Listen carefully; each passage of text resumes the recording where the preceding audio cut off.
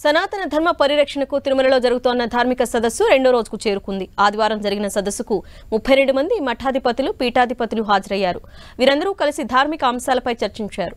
హిందూ ధర్మం, సనాతన ఆచార వ్యవహారాల పట్ల నమ్మకం కలిగి ఉన్న వారందరినీ ఒక వేదికపైకి తీసుకురావడానికి ఈ సదస్సు ఉపయోగపడుతుందని టీటీడీ చైర్మన్ భూమన కరుణాకర్ రెడ్డి అన్నారు. ఇలా వేదిక ఏర్పాటు చేయడం దేశంలోనే మొదటిసారని చెప్పారు. పీఠాధిపతులు ఇచ్చే సలహాలు, సూచనలు తప్పకుండా పాటిస్తామని చెప్పారు.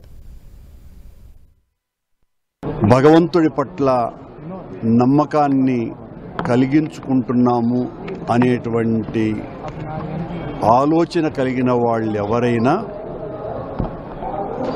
వారు హిందూ ధర్మాన్ని ఆచరించటానికి తిరుమల క్షేత్రంలో ఒక వేదిక ఏర్పాటు చేయాలనే నిర్ణయం తీసుకోవటం జరిగింది. బహుశా భారతదేశంలో ఇదే ప్రథమంగా ఇలాంటి వేదిక.